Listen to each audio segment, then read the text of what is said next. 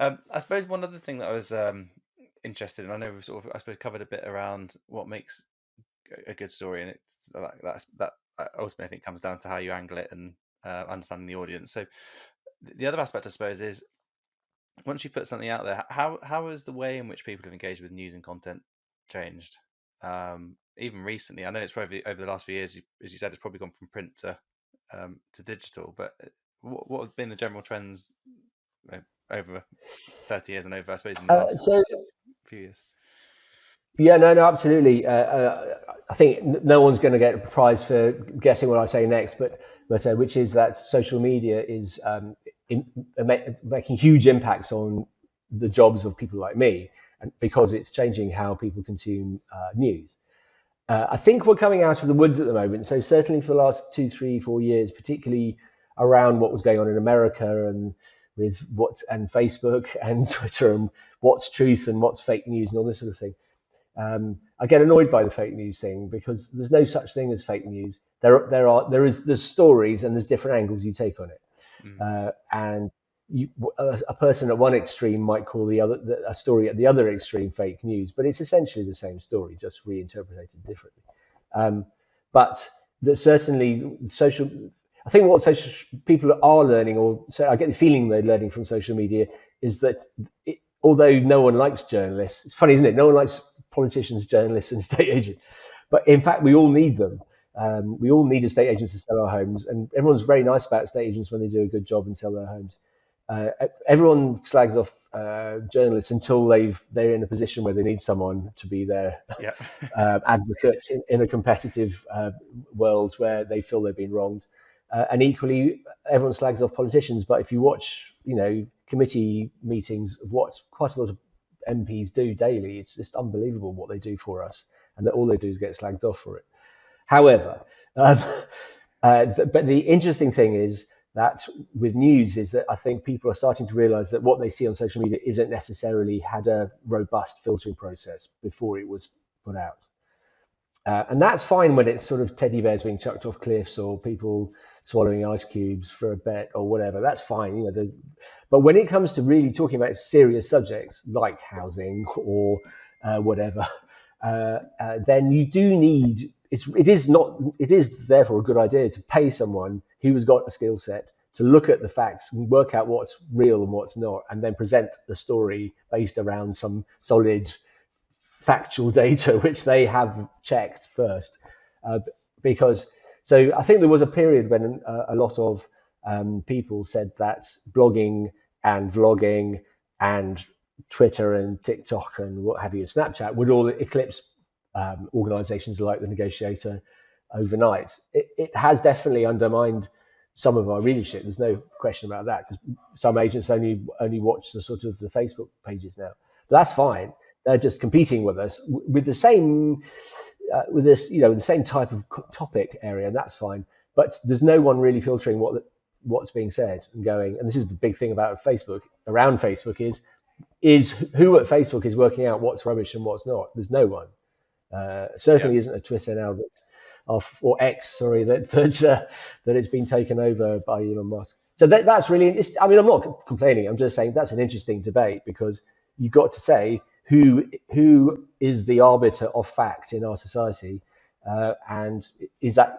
Do you say that's journalists or do you say that's bloggers? Has that blogger had any sort of training? Do they have any idea what? I remember talking to a blogger, and she was very good, big numbers on her platform and stuff, and she wrote out a lot of stuff, including occasionally housing, but she'd never had any sort of legal training on what constitutes libel or defamation, and had got stuck in that, and had been sort of attacked.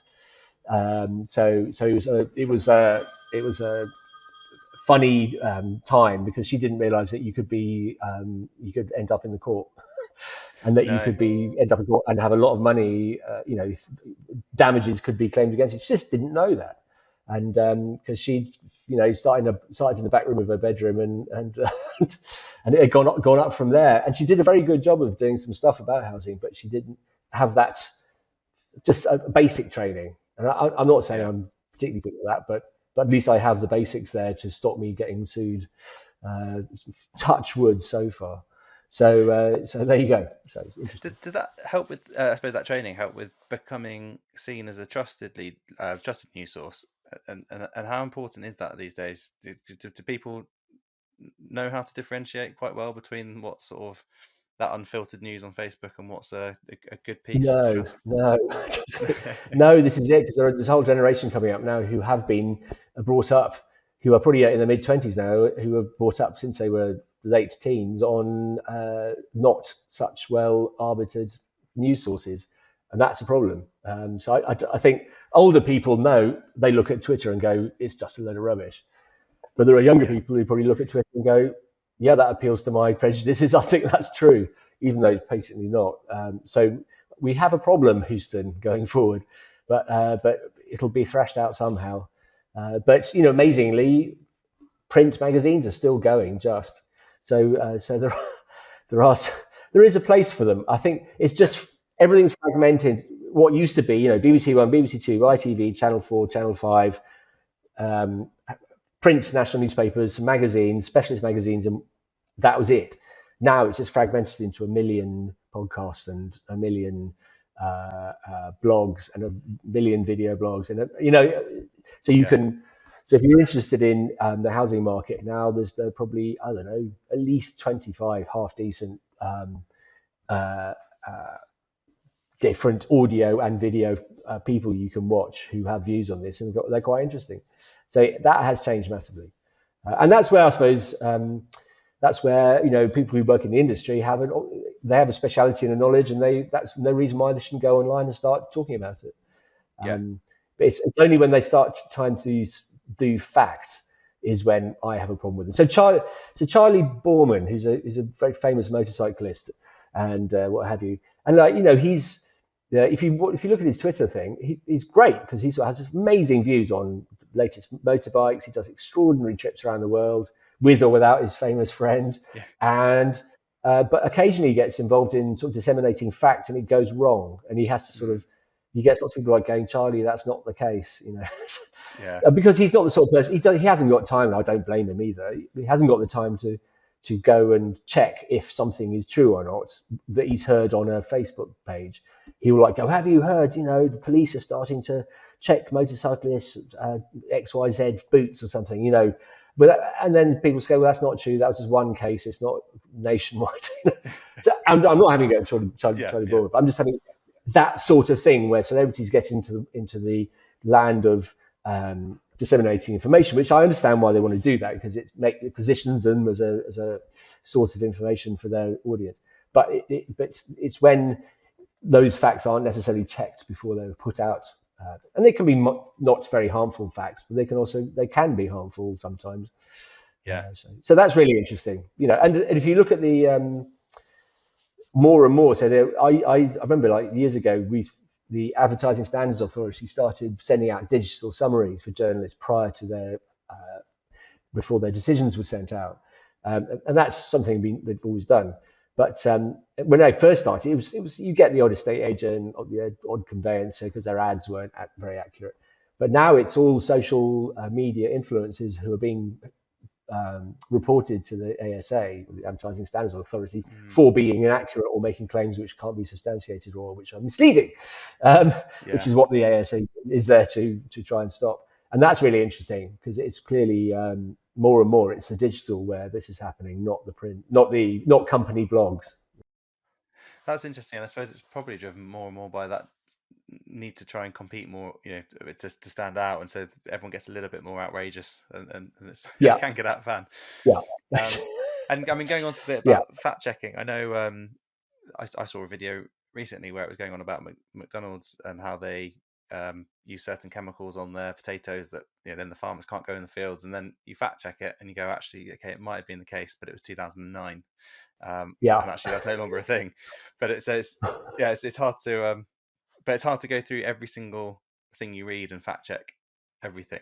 So that's why it's good to have those trusted sources. Yeah. Because the Americans think we're really sloppy because in America, all print media have, as well as sub editors, they have fact checkers, and online media as well. They have fact checkers, and they would never, the Washington Post would never think of ever sending a story out unless all of the facts mentioned by the journalist had been cross-checked prior to publication. It doesn't happen here. I mean, it was when I worked in national newspapers, it was assumed that my journalism was at a level at which I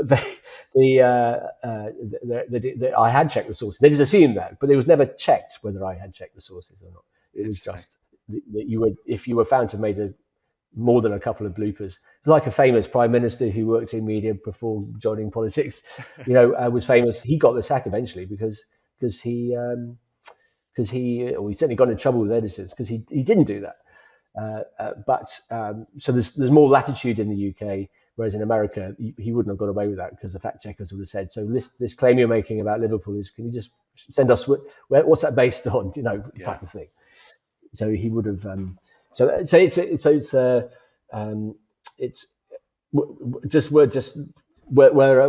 we're still more of a gatekeeper than a blogger who's never had any sort of journalistic training.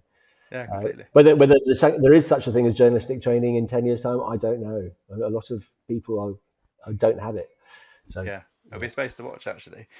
I think my final question, we're tying a couple of things you mentioned about together, is, so we've got all these different, I suppose, sources now in terms of, you've got bloggers, actual news sources, people sharing their own opinions online, whatever it might be.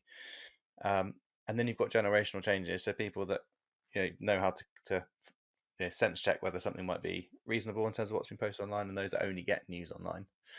In terms of like younger generations, how do you then go about knowing or learning your audience to understand what message to put out, what angles to take generally when things are changing so much? Yes. So if you take me as an example, when I first started working as a property editor stroke reporter in national media, consumer media, I'll be honest with you, I didn't really understand estate agents or how they worked, but my training kicked in, so I knew what a good bad story was, and you had to start making contacts and getting to know people. But certainly, I've subsequently worked at Zoopla, I've worked at Fragmentation. I've been 22 years now, sort of mingling in the property industry at various levels, be it at exhibitions and conferences and what have you. So you get to know what they are interested in. I'm much more in awe of consumer journalists, I suppose, because they don't have that specialism. They just have to know what makes a good story because they have to understand general human psychology.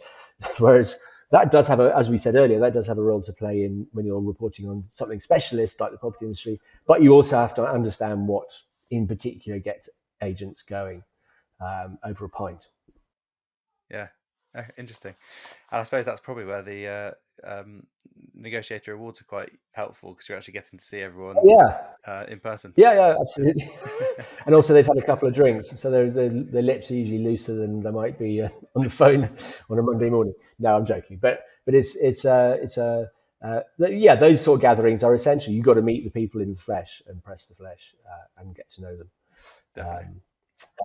Both from a contacts point of view, but also from understanding the psyche of people in this industry. So yeah, no, that's really interesting. That's a good point. And actually, by doing that, you then get to understand your audience better, and then ultimately put the right stuff out. Yeah.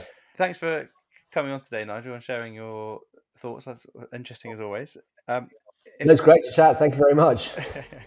If anyone wants to sign up to the Negotiator and sort of follow the news you put out day to day, how do they sign up? So it is very simple, negotiator.co.uk. So you can see the full bandwidth of the activity that we've been talking about there. I hope they enjoy it. Awesome. Lovely. Thanks very much for coming on. No worries. Cheers.